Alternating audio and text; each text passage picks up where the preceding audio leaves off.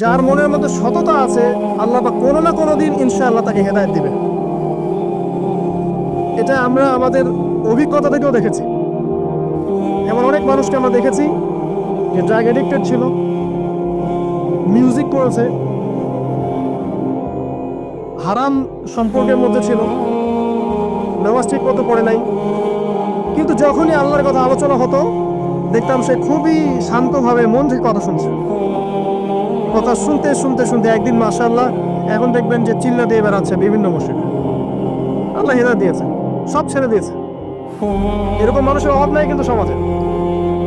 তো এখানে আল্লাহ পাকের রহমত বা দয়ার একটা উজ্জ্বল দৃষ্টান্ত দেখতে পারবেন। ঠিক এরকম আরো একটা ঘটনা আছে বনু ইসরাইলের। এক ব্যক্তি এত পাপ করেছে যে শেষে মৃত্যুর সময় সে সন্তানদেরকে ডাকছে, ডেকে বলছে যে আমি যখন মারা যাব আমার লাশটাকে তোমরা কবর দিও না, যদি আল্লাহ পাক আমাকে ধরতে পারেন তাহলে খবর আছে আমার। কি করতে হবে? সে বলছে যে আমার দেহটাকে তোমরা পুড়িয়ে ফেলবে এবং পুড়িয়ে ফেলার পরে ছাইগুলোকে একত্রিত করবা, ওরা অর্ধেক ছাই সমুদ্রে ভাসিয়ে দিবা, অর্ধেক ছাই বাতাসে উড়িয়ে দিবা। সন্তানরা তাই করলো। মৃত্যুর পর আল্লাহ পাক এই সমুদ্র এবং জমিনকে বাতাসকে আদেশ করলেন যে তোমরা ছাই জড়ো করে দাও। আর মানুষ আর জিন আল্লাহর কথা না শুনলেও এই প্রকৃতি আল্লাহ পাকের কথা শোনে। বিজ্ঞান বলে প্রকৃতি থেকে সব হচ্ছে। কি প্রকৃতি? প্রকৃতি কি, কাকে বলে? মানুষকে আল্লাহর ইবাদতকে বাদ দিয়ে প্রকৃতি পূজায় নিয়ে গেছে। এই পুরো প্রকৃতি আর মহাবিশ্ব এক আল্লাহর ইবাদত করে। কে সৃষ্টি করলো প্রকৃতি? প্রাকৃতিক ভাবে হয়েছে সবকিছু বলে, আল্লাহ থেকে হয়েছে বলা যাবে না। বললে আপনি মৌলবাদী হয়ে যাবেন। আল্লাহ শব্দ ইউজ করলে আপনি মৌলবাদী হয়ে যাবেন।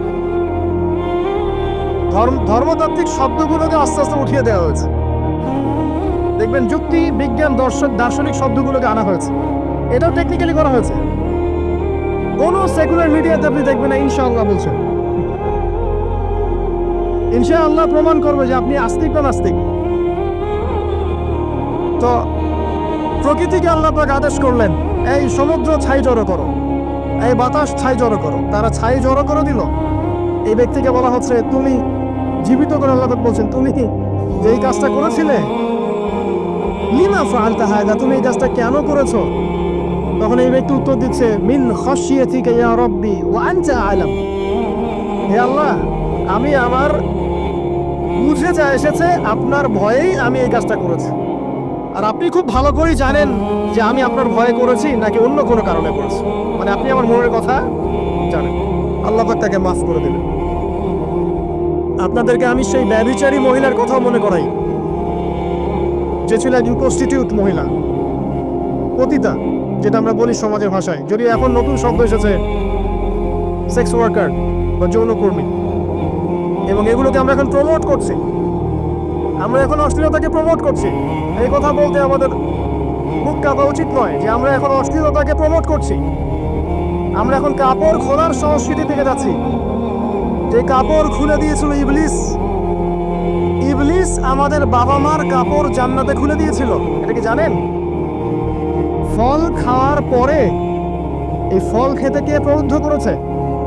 ইবলিস। গাছের কাছে গিয়ে ফল ভক্ষণ করার পর সর্বপ্রথম আমাদের পিতামাতার গা থেকে কাপড় খুলে পড়ে গেছে।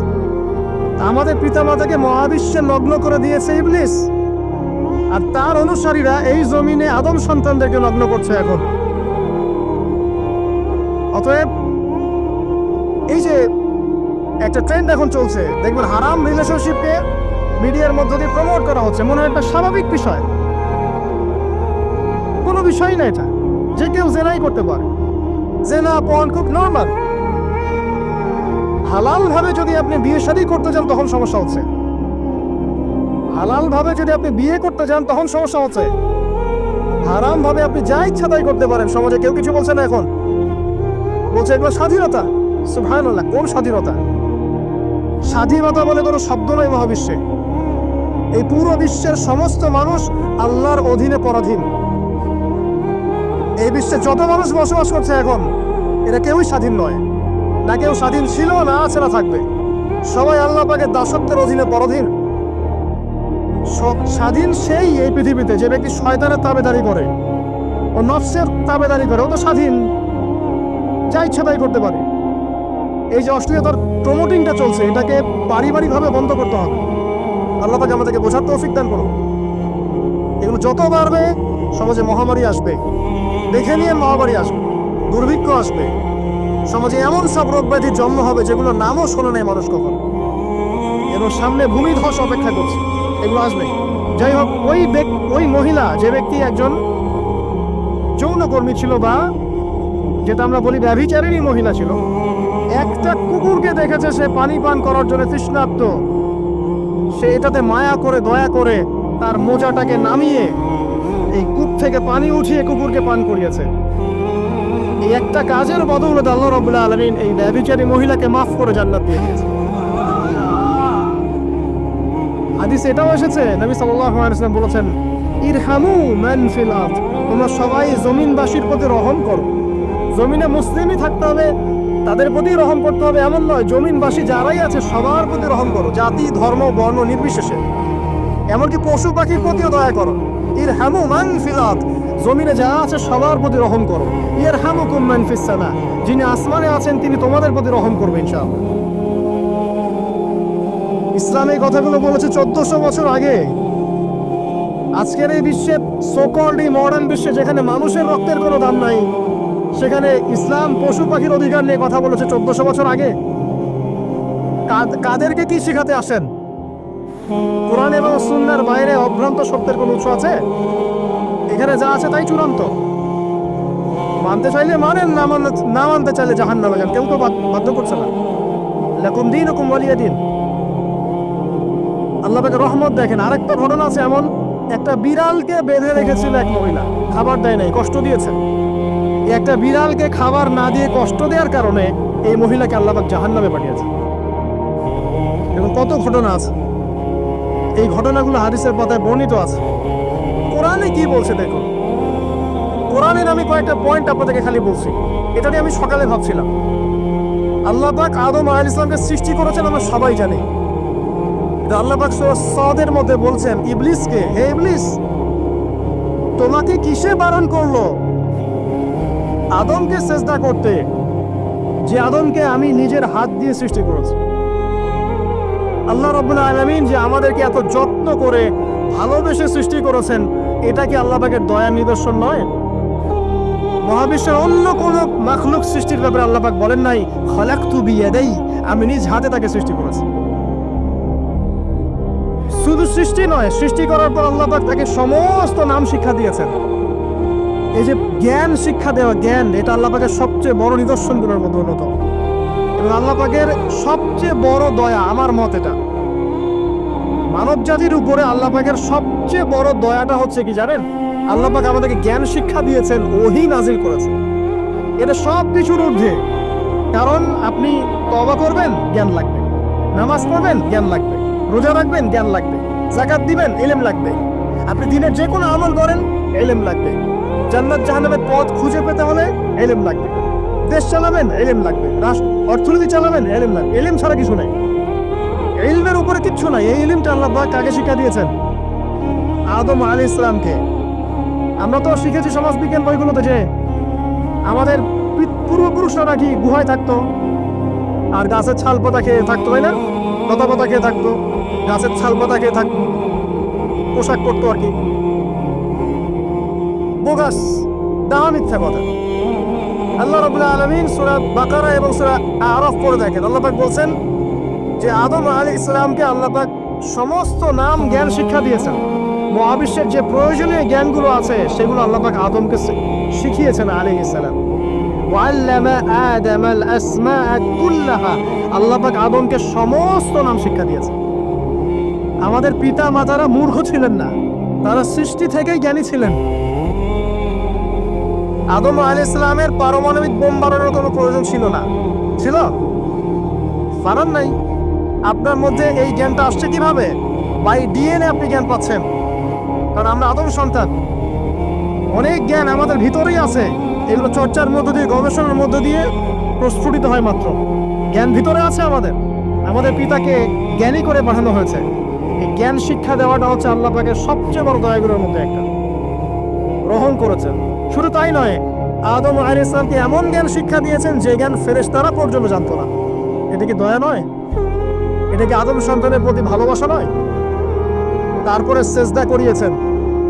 মহাবিশ্বে অন্য কাউকে কি সেজদা করানো হয়েছে?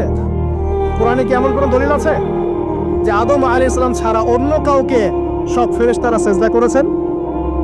আছে? তাহলে এই যে সম্মান দেয় আল্লাহর পক্ষ থেকে, সম্মান কিসের ভিত্তিতে সম্মান? শারীরিক ক্ষমতার ভিত্তিতে? সম্মানটা কি কারণে?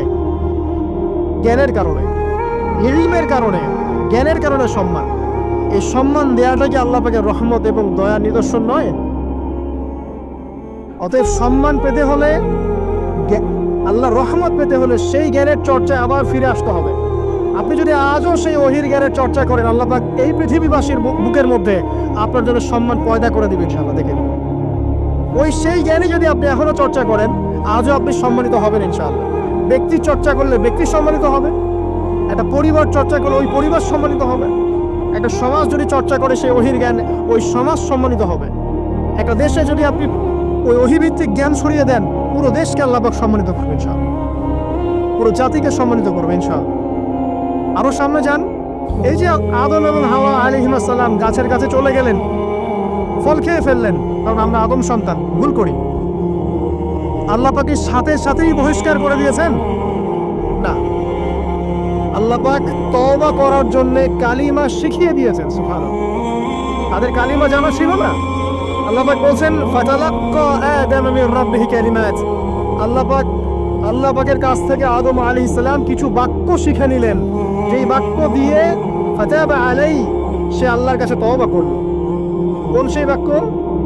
সূরা আরাফে আছে, রব্বানা যালামনা আনফুসানা ওয়া ইল্লাম তাগফির লানা ওয়া তারহামনা লানাকুনান্না মিনাল খাসিরিন। এই দোয়া কে শিখিয়ে দিয়েছে? আল্লাহ। এই তওবার বাক্য যে শিখিয়ে দেয়, এটা কি দয়ার পরিচয় নয়? আমরা আল্লাহর কাছে ফিরে যাব, তওবা করব, ইস্তেগফার করব, এই জ্ঞানটা শিখিয়ে দেয়া কি আল্লাহ পাকের দয়ার পরিচয় নয়? তাহলে আমরা কিভাবে ক্ষমা চাইতাম? কিভাবে ক্ষমা চাইলে আল্লাহ পাক সমস্ত গুনাহ মাফ করবেন, এই পদ্ধতিগুলো বলে দেয়া কি আল্লাহ পাকের দয়ার পরিচয় নয়? তারপর সামনে যান, পৃথিবীতে নামিয়ে দিয়ে আল্লাহ পাক ক্ষান্ত হয়ে যাননি। আল্লাহ রাব্বুল আলামিন আসমান থেকে হেদায়েতের গ্রন্থ পাঠিয়েছেন, বলেছেন এই গ্রন্থের মধ্যে যা আছে মেনে চললে তোমরা আবার জান্নাতে ফিরে আসবে ইনশাআল্লাহ। আল্লাহ পাক আদম এবং হাওয়া আলাইহিস সালাম এবং আদম সন্তান সবাইকেই সৃষ্টি করেছেন, উদ্দেশ্য হচ্ছে আল্লাহ পাক আমাদেরকে জান্নাত দিতে চান। আল্লাহ পাক চান যে আমরা যেন জান্নাতে যাই। যদি আমরা জান্নাতে যেতে না পারি পরকালে, একটা কারণে যেতে পারবো না, অনলি একটা কারণ, সেটা হলো আমাদের নিজের দোষে। একটা কারণ, যারা জাহান্নামে যাবে মানুষ এবং জিনদের মধ্যে, নিঃসন্দেহে মহাবিশ্বে তারা ছাড়া জাহান্নামে যাওয়ার উপযুক্ত কেউ ছিল না। ও জাহান্নামে যাওয়ার উপযুক্ত ছিল বলেই আল্লাহ পাক তাকে জাহান্নামে পাঠাবেন। আর যারাই জান্নাতে যাবে প্রত্যেকেই শুধু আমলের বদৌলতে যাবে না, বরং আল্লাহ পাকের রহমতেই যাবে। আল্লাহ পাকের রহমত যাদের উপরে বর্ষিত হবে তারাই জান্নাতে যাবে ইনশাআল্লাহ। কে আমল দিয়ে যেতে পারবে? যত আমলই করি বলা যাবে না আমলের বদৌলতে জান্নাতে যেতে পারবো। আল্লাহ পাক দয়া না করলে হবে না। আল্লাহ পাক চান যে আদম সন্তান যেন জান্নাতেই যায়। এই কারণেই সৃষ্টি করা, এই কারণেই আপনার ওহীভিত্তিক গ্রন্থগুলো পাঠানো, এই কারণে নবী রাসূল পাঠানো, আলেম ওলামা সৃষ্টি করা, মানুষকে সতর্ক করা, হায়াত দেয়া, বারংবার জীবনে চলতে ফিরতে আপনাকে এলান করা হয় আল্লাহর পথে ফিরে আসেন, আল্লাহর পথে ফিরে আসেন। এলান করা হয় না? বিপদ দিয়ে আপনাকে এলান করা হয় আল্লাহর পক্ষ থেকে। আপনি চলতে পথে হোঁচট খান, আল্লাহ আপনাকে অ্যালার্ম দেন, ফিরে আসো। চলছেন বিপদে, আল্লাহ পাক অ্যালার্ম দেন, ফিরে আসো। আল্লাহ পাকের পক্ষ থেকে কিন্তু এগুলো আসে। অদ্ভুত একটা হাদিস বললাম, অদ্ভুত বলতে বলছি অ্যামেজিং হাদিস, যে একজন সাহাবী বলছেন, সালমান রাদিয়াল্লাহু আনহু, তিনি বলছেন যে যখন মুমিনের উপর বিপদ আপদ বালা মুসিবত আসে, তখন মুমিনের এই বিপদ আপদ বালা মুসিবত রোগ শোকের বদৌলতে আল্লাহ পাক তার গুনাহগুলোকে মাফ করে দেন এবং তার মর্যাদাকে বাড়িয়ে দেন, এবং সে আল্লাহর দিকে ফিরে আসার অনুশোচনা করার সুযোগ পায়। আর যখন কাফের মুশরিক বা ফাসিক মানুষকে এইসব রোগ ব্যাধি বিপদ আপদ বালা মুসিবত ঘিরে ধরে, তার দৃষ্টান্ত সেই উটের ন্যায় যে উটটাকে তার মালিক বেঁধে রেখেছে, এরপর ছেড়ে দিয়েছে, সে উটটা বুঝতেও পারলো না কেন তার মালিক তাকে বেঁধে রাখলো আর কেনই বা তাকে ছেড়ে দিল। কথাটা কি বুঝতে পারছেন? যারা আল্লাহ দ্রোহী তাদের উপর যখন বিপদ আপদ বালা মুসিবত আসতে থাকে তারা বুঝে না যে কি জন্য আসলো আর কেন চলে গেল। কিন্তু মুমিন ব্যক্তি যারা মুসলিম আল্লাহর অনুগত তাদের বিষয়টা হচ্ছে এমন বিপদ আপদ বালা মুসিবত রোগ ব্যাধি তাদেরকে আল্লাহর দিকে ফিরিয়ে নিয়ে আসবে। দেখুন এই যে পৃথিবীতে নামিয়ে দেয়া, এরপর আল্লাহর পক্ষ থেকে ঐশী গ্রন্থগুলো পাঠানো, নবী রাসূল পাঠানো, আলেম ওলামা পাঠানো, আপনাকে হায়াত দেয়া, আপনাকে রিজিক দেয়া, এই শ্বাস নেওয়ার ক্ষমতা দেয়া, আপনাকে জ্ঞান বুদ্ধি দেয়া, বিবেক দেয়া, যে আমি তার পাশে লাউ গাছ উৎপন্ন করলাম। কোন গাছ? খেতে পারেন এর শাক এবং এই যে ফল, এটার মধ্যে নিঃসন্দেহে এমন এমন কিছু উপাদান আছে যেটা হয়তো আমরা জানিও না, আবিষ্কার করা হয়নি। তিনি সুস্থ হয়ে গেলেন আলহামদুলিল্লাহ। কোথায় যাবেন? যে কোনো জায়গায় যান। নবী ঈসা আলাইহিস সালামকে চতুর্দিক থেকে আক্রমণ করছে ইহুদিরা। আল্লাহ রাব্বুল আলামিন তাকে এমন হেফাজত করলেন, তার কাছে তাকে উঠিয়ে নিলেন।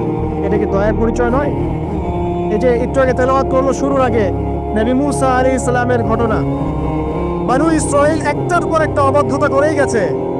আল্লাহ পাক তারপরেও তাদের কাছে নবী পাঠিয়েছেন, নবী মুসাকে পাঠিয়েছেন। ফেরাউনের মতো জালেম শাসকের হাত থেকে বনু ইসরাইলকে আল্লাহ পাক উদ্ধার করেছেন। এটা কি দয়ার পরিচয় নয়? নবী মুসা আলাইহিস সালাম গাছের নিচে বসে আছেন, খাবার নাই, বাসস্থান নাই, কিচ্ছু নাই, বরং তার গায়ে একটা অপবাদ দেওয়া হয়েছে যে তিনি নাকি একজন মানুষকে খুন করেছেন। অথচ তার ইন্টেনশন সেটা ছিল না। তিনি একটা ঘুষি দিয়েছেন লড়াই থামানোর জন্য, ওই এক ঘুষিতেই সেই ব্যক্তি ডেড। এবার তিনি গাছের নিচে বসে দোয়া করছেন, রব্বি ইন্নী লিমা আনজালতা ইলাইয়া মিন খায়রিন ফাকির। আল্লাহ, আমি নিঃস্ব অসহায় হয়ে এখানে বসে আছি, তুমি আমার উপর তোমার যে রহমত পাঠাবে আমি তার ভিখারি হয়ে বসে আছি। দোয়া করার সাথে সাথেই ওই শুআয়ব আলাইহিস সালামের মেয়ে হেঁটে হেঁটে চলে আসলো। তিনি স্ত্রী পেলেন, তিনি শ্বশুর পেলেন, একজন নবী পরিবার পেলেন, বাসস্থান পেলেন, চাকরি পর্যন্ত পেলেন। 8 বছর তিনি রাখালি করেছেন শুআয়ব আলাইহিস সালামের ফার্মের মধ্যে। দয়া মুহূর্তে চলে আসবে, শুধু আল্লাহর দিকে অভিমুখী হলেই হয়। এবার দয়া। আইয়ুব আলাইহিস সালামের কথা মনে আছে না? দীর্ঘদিন রোগে ভুগছেন, চিকিৎসা হচ্ছে না, ভালো হচ্ছে না, শেফা হচ্ছে না।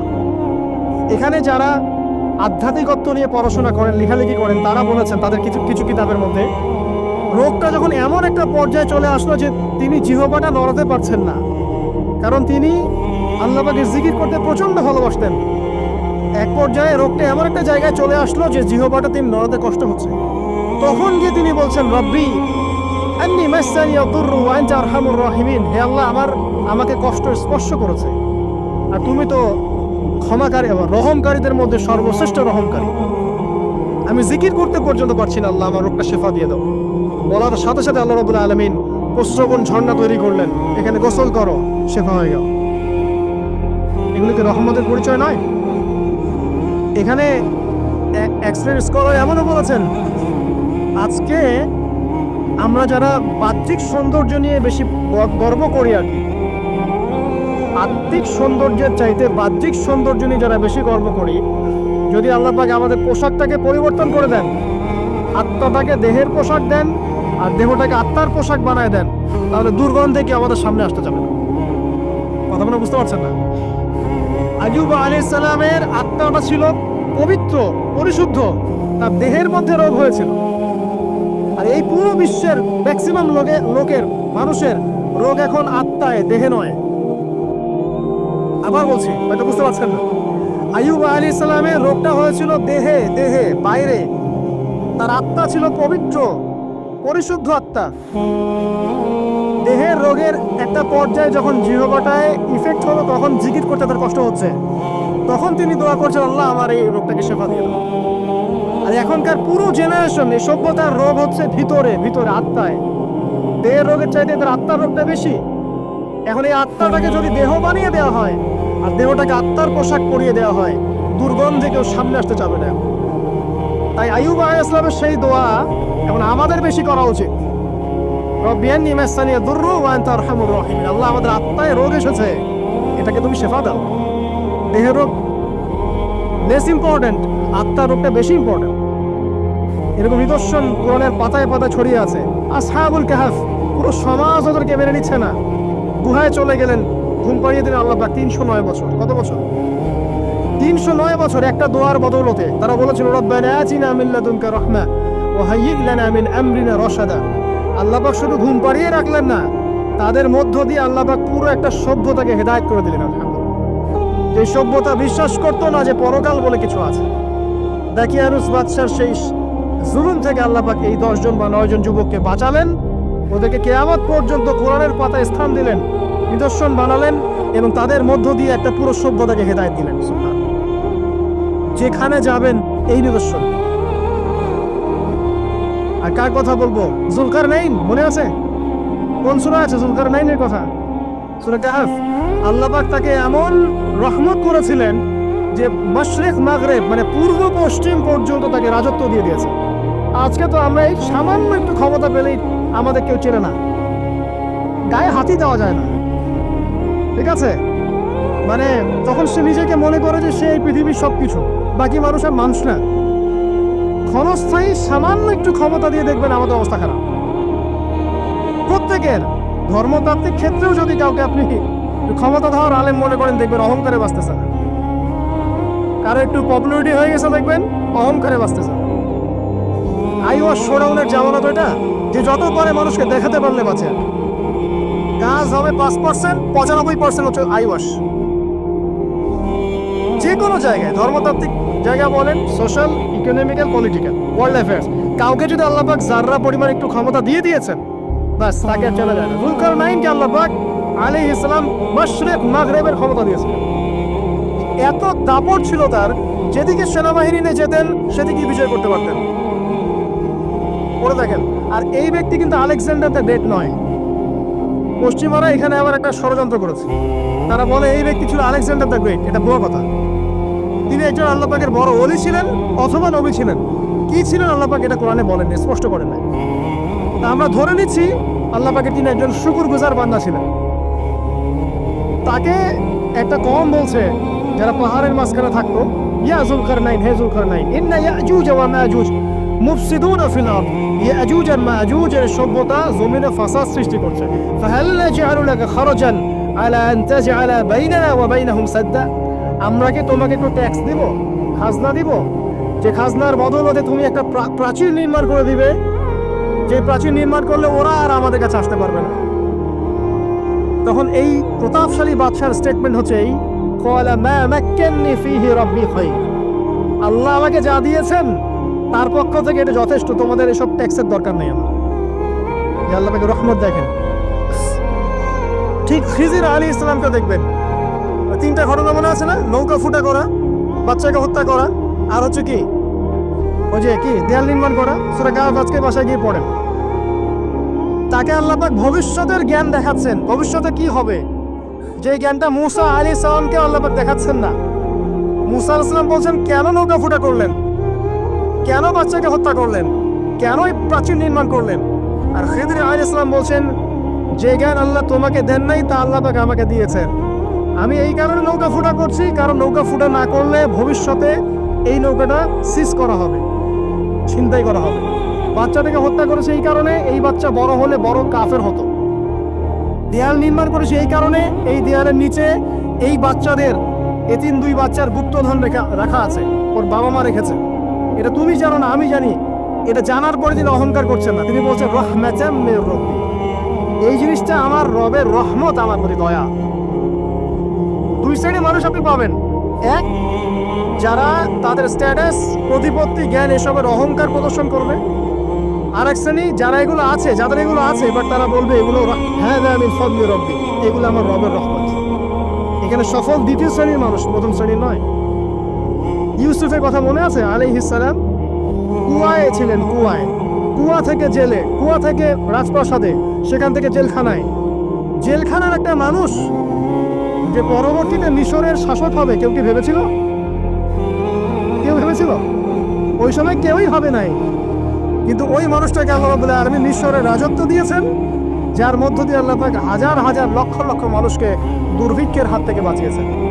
আল্লাহ পাকের পরিকল্পনা, রহমত দেখেন।